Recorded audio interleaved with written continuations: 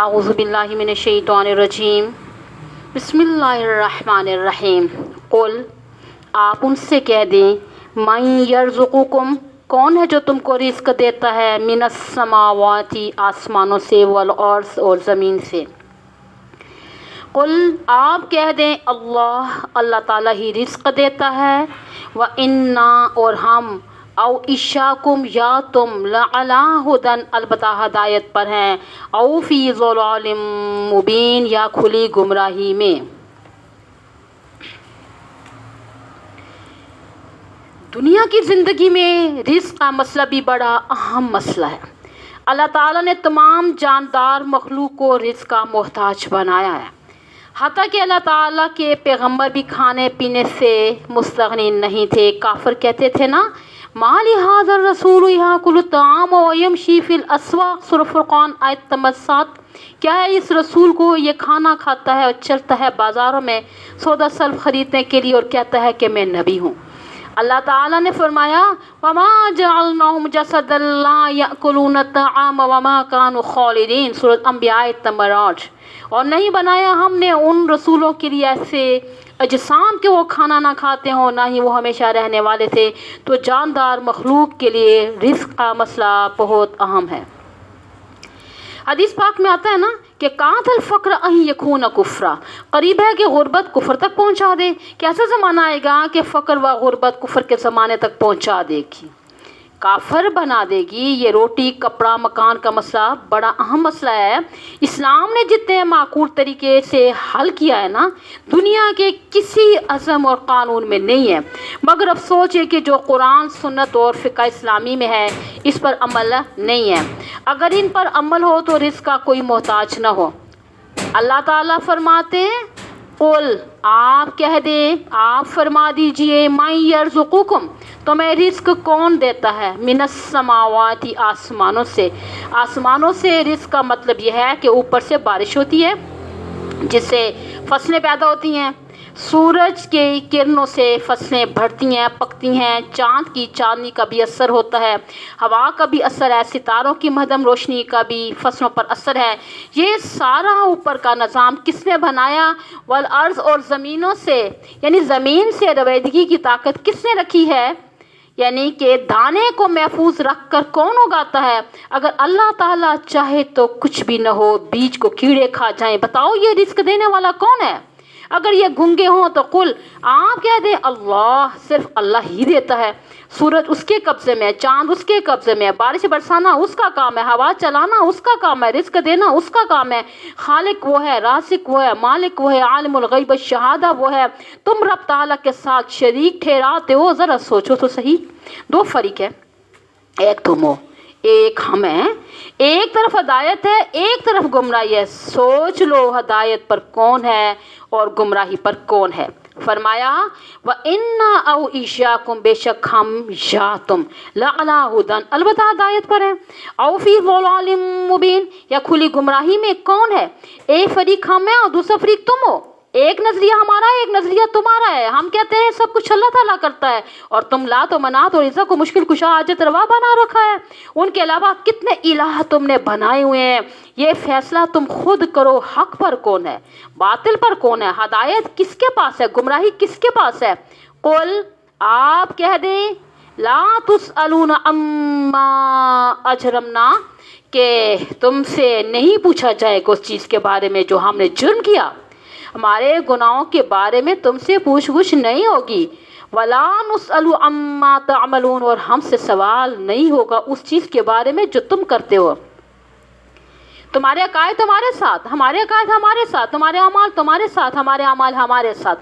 ہم تمہیں حقیقت بتلاتے ہیں، تمہاری رہنمائی کرتے ہیں، اس پہ چلنا تمہارا کام ہے۔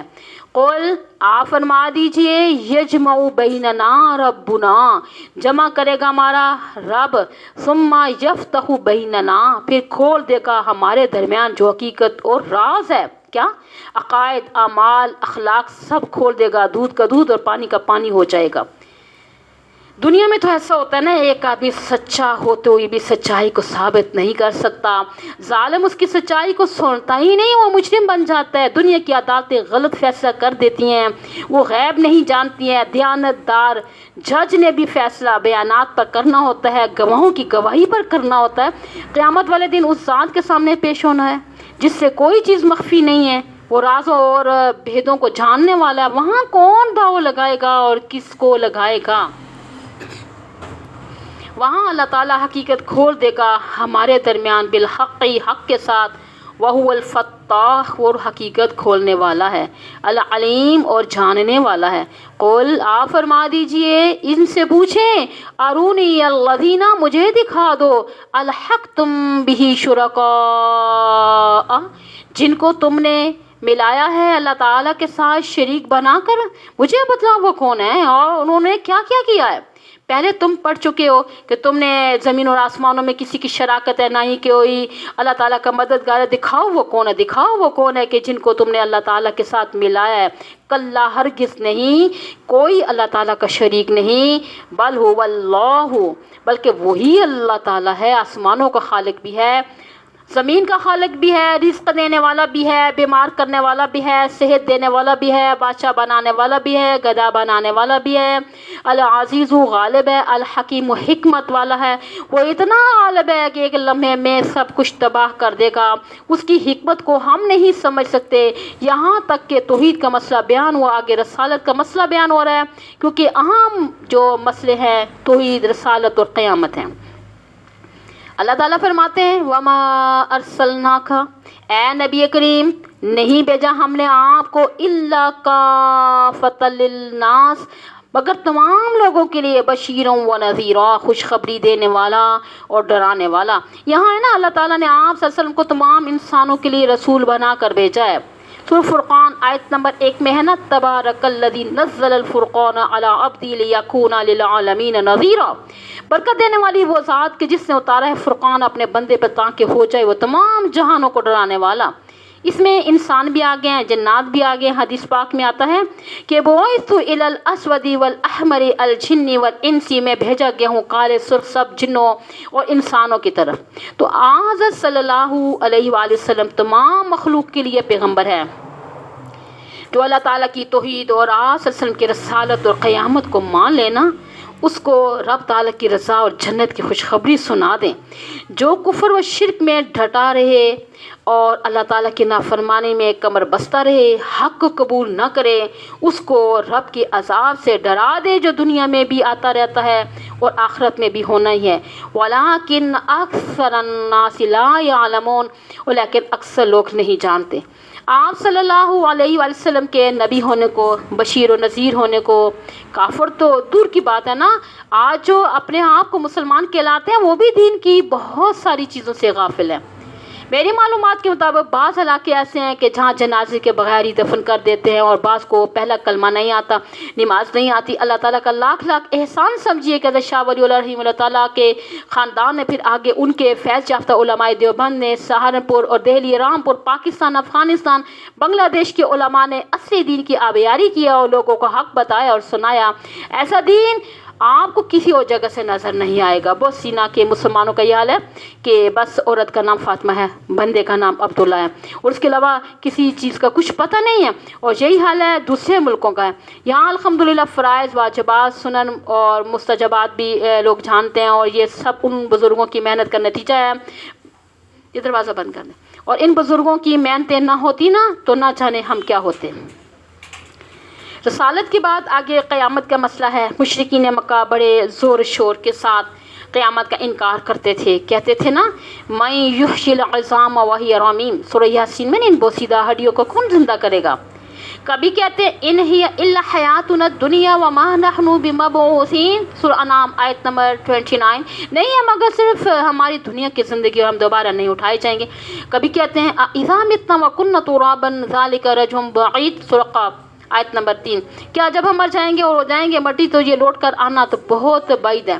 اس مقام پر دیکھیے وَيَقُولُونَ مَتَى هَٰذَا الْوَعْدُ إِن كُنتُمْ صَادِقِينَ، کہتے ہیں کب ہوگا یہ وعدہ پورا، اور اگر ہو تم سچے یہ قیامت کب آئے گی بتاؤ۔ دیکھو وقت معلوم نہ ہونے سے نا حقیقت کا تو انکار نہیں کیا جا سکتا۔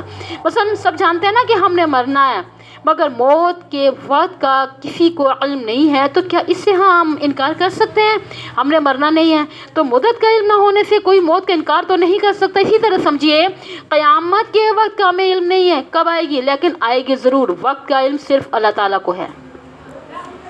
اللہ تعالیٰ فرماتے ہیں قل، آپ فرما دیجئے میرے محبوب، لکم میعاد یوم، تمہارے لیے میعاد ہے ایسے دن کی، لا تستأخرون عنہ ساعۃ، تم مؤخر نہیں ہوگی اس میعاد سے ایک گھڑی بھی، ولا تستقدمون، نہ آگے ہو سکو گے۔